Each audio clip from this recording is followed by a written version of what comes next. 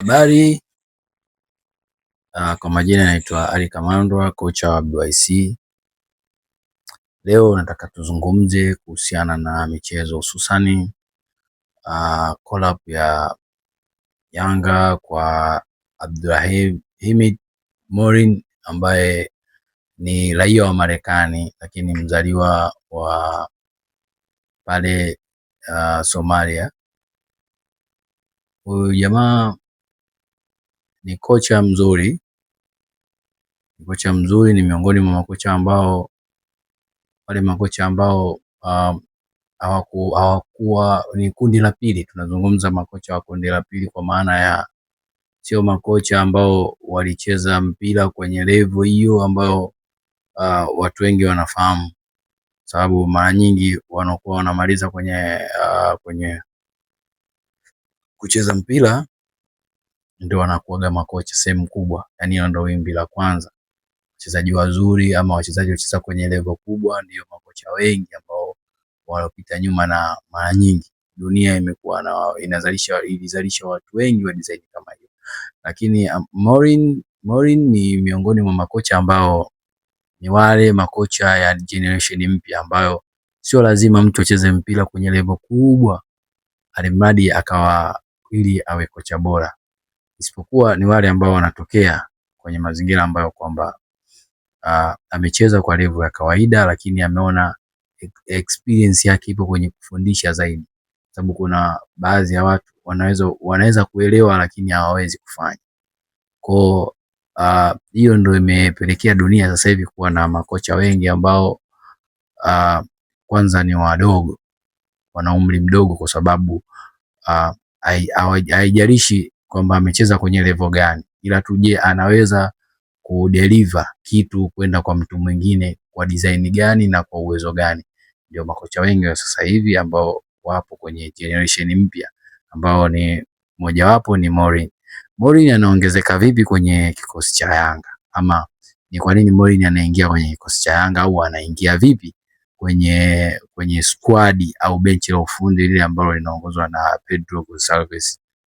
Moja katika vitu ambavyo na imani wa viongozi wa Yanga walizingatia experience ya ligi moja, kwa sababu wamekuja hapa Tanzania kwa muda mrefu, ameshakaa experience ligi, amekaa akiwa kama kocha msaidizi wa George Lwandamina pale Azam FC, ametoka Azam ameenda kufundisha KMC, kwao anaijua vizuri ligi ya Tanzania, najua systematic namna tunavyoendesha ligi na namna mechi zinavyochezwa. Hilo moja. Lakini la pili, makocha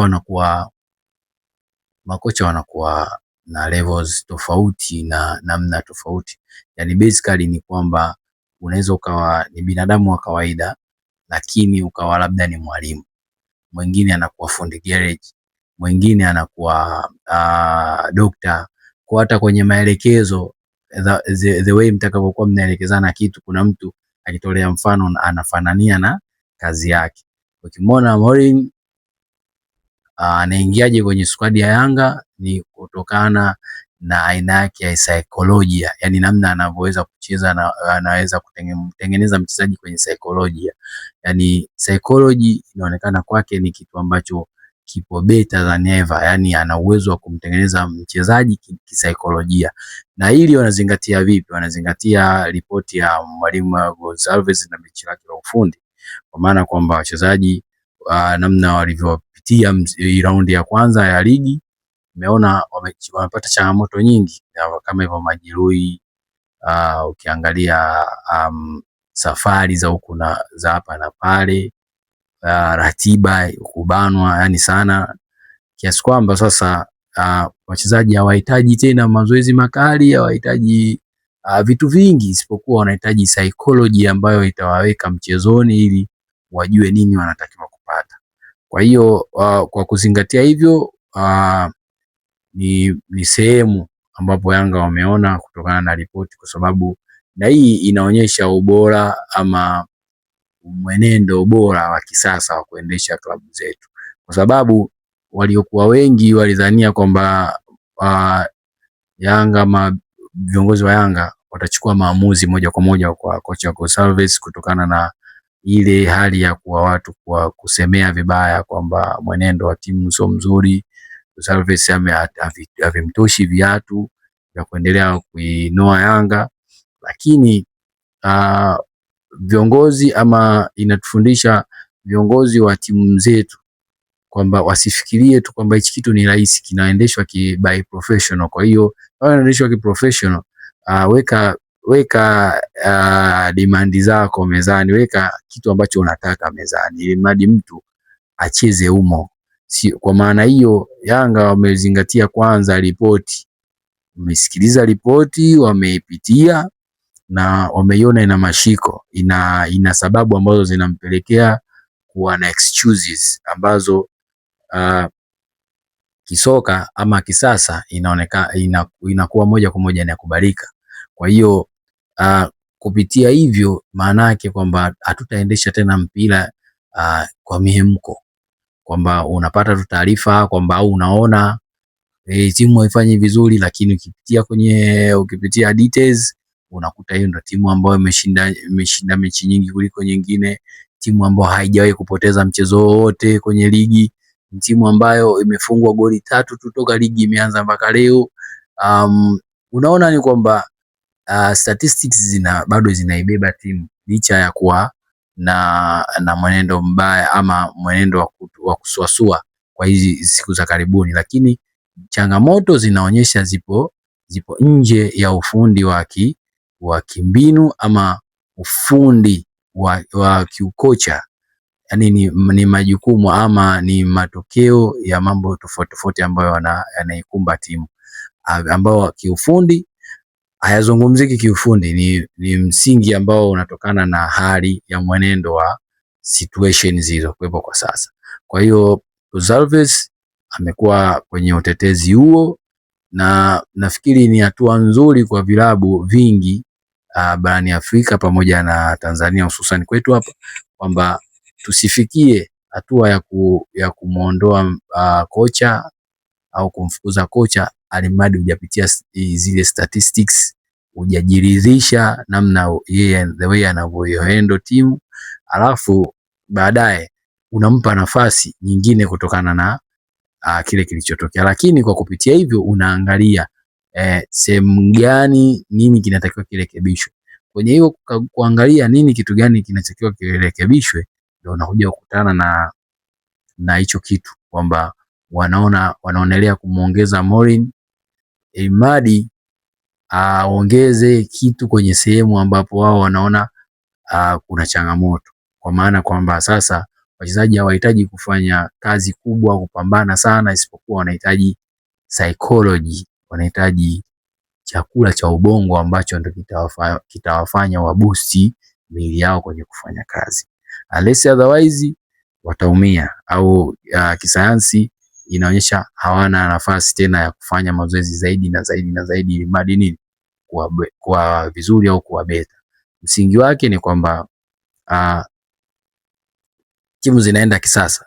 Timu zikienda kisasa maana yake ukiangalia na namna ratiba zilivyokuwepo, ukiangalia mfululizo wa game ambazo nenda rudi, usafiri wa hapa na pale, kilomita karibia 4000 mtu anazurura anaenda anarudi, sio kitu rahisi, ni kitu kigumu sana kwa wachezaji. Japo mtu mwingine anaweza akauliza hii si ni kazi yao? Unajua kazi ambayo inatumia akili na nguvu alafu unahitaji maintain tofauti ujue na kazi ambazo wanafanya watu wengine tofauti, kwamba aidha labda unafanya kazi unaamka asubuhi ukienda kazini, kazi za kuandika na nini zina tofauti kidogo na kazi ambazo za kutumia nguvu na akili na udeliver kutoka kwa mtu mmoja kwenda kwa mtu mwingine ili akapambane. Mfano wake ni hata wa ngumi, kwamba mpiganaji wa ngumi resting yake sio resting kama ya wewe mtu ambaye labda unaamka unaenda unakaa ofisini au unafanya hiki unafanya kile. Msingi wake ni kwamba ndio taratibu za kisoka ama ndio changamoto pia za kisoka zinavyotokea. Kikubwa zaidi ni kufocus the way wewe nini lengo liko wapi. Focus kwenye lengo, onyesha kile ambacho unaamini kiko bora ili mradi ufikie malengo yako. Kwa Yanga wamezingatia zaidi experience pamoja, wamezingatia na ubora wake wa kucheza na saikolojia kwa wachezaji. Kwa hiyo wameona wamuongeze Amorim kwa sababu hiyo, na imani kwa hicho ambacho wamekifanya wataibusi timu sana, japokuwa pia wana kazi ya kufanya kwenye eneo lao la fitness. Kwenye eneo lao la fitness wana kazi ya kufanya, kwa sababu unapozungumza fatigue inakuwepo, lakini fatigue inategemea the way season ilivyokuwa unaiandaa pia. Hii season haijakuwa ndefu kiasi hicho wala haijakuwa fupi kiasi hicho. Wachezaji wanaingia toka na wananenda rudi. Ukiangalia wametumika sana sehemu nyingi tofauti na kwa muda mrefu sana. Msingi wake adaptation itakiwa ifanyike, na rotation kwa wachezaji wengine ambao hawatumiki kabisa, kwa sababu leo mchezaji ni binadamu. Ukiwa umtumii, manake unamjengea saikolojia ya kwamba hafai kutumika. Hata pale ambapo wanapoona kwamba timu inaonyesha kwamba ina wachezaji 4 mpaka 8 ambao hawako vizuri au wameumia, lakini why kocha adapti kuhamishia nguvu yake kwa watu wengine ambao wapo kwenye squad yake? Ina maana kwamba moja kwa moja inaonyesha kutokuwa kuamini au kuwahitaji tena kwenye kikosi. Kwa hiyo kwa hali kama hiyo inaweza kapelekea kutokuwa na upambanaji kwa hao ambao watakaopata nafasi kwa muda huo. Kwa hivyo binafsi kuwashauri kwamba waangalie sana kwenye eneo la fitness, kwa sababu leo wachezaji wanakuwa na fatiki, lakini kuna wachezaji ambao hawajagusa pitch msimu mzima, na unaona round wanaenda game 10 mtu hajagusa pitch, hajaana hata dakika 15 za kucheza. No, hiki hakiwezi kuwa kitu kizuri, kwa sababu sasa hivi mpira ni kiwanda. Huwezi kusema eti mimi na Messi na Ronaldo. No, mpira sasa hivi ni kiwanda. Msingi wake ni kwamba mpira unachezwa kwenye akili, the way utakapoweza kuadapti mbinu yako au kumwezesha mchezaji mbinu yako ili ya kusaidie, ndio vile ambavyo unategemea kitakachokuja kutokea. Lakini kuwa na mchezaji msimu mzima na umtumii, kwanza unamjengea hofu.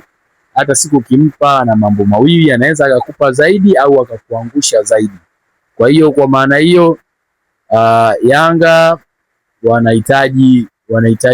wanahitaji kulijua hilo, hasa hususan benchi la ufundi wajue kwamba wana wachezaji ambao hawatumii, na kama mtu humtumii usitegemea akupe kitu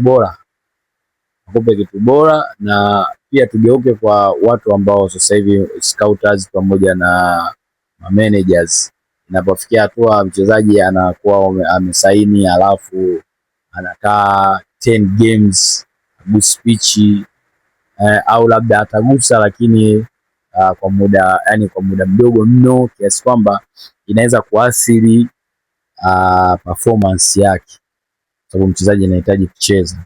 Mpira ni mchezo wa kucheza, sio mchezo wa kuangalia tu kama mchezaji. No. Kwa hiyo hilo pia ni la kuzingatia, game time, na watu wanaposaini hizi timu wapate game times za kucheza, at least kwenye game 5 mtu apate walau hata dakika 30 ndani ya game 5. Mwalimu mwenyewe agawe, ajue kwamba ndani ya game 5 nataka dakika 30 zichezwe, sababu huwezi kuwa na mchezaji ambaye anakaa nusu msimu wa pitch, nusu msimu anaishia kukaa kwenye benchi. No, sio kweli, sio sahihi, haiwezekani. Maana yake kama umhitaji inabidi mreplace, lete mtu ambaye atakupa changamoto, na watu wako wengi na msingi wake ni kwamba tunahitaji ubora. Kama unahitaji ubora, ina maana yule aliyokuwa sio bora, umeangalia kwenye msimu umebadilika, tumie mtu mwingine kuliko kuwa na wachezaji 100 wote bado, lakini unaangalia Messi na Ronaldo, Messi na Ronaldo, Messi na Ronaldo. Sio fair. Kwa Yanga kuhusu Amorim wamezingatia zaidi hizo sehemu mbili, experience ya ligi namna, kwa sababu unaona kuna wakati Yanga wanakosa psychology au wanakosa concentration hasa zinapofika dakika za mwisho za mchezo. Kila unapoangalia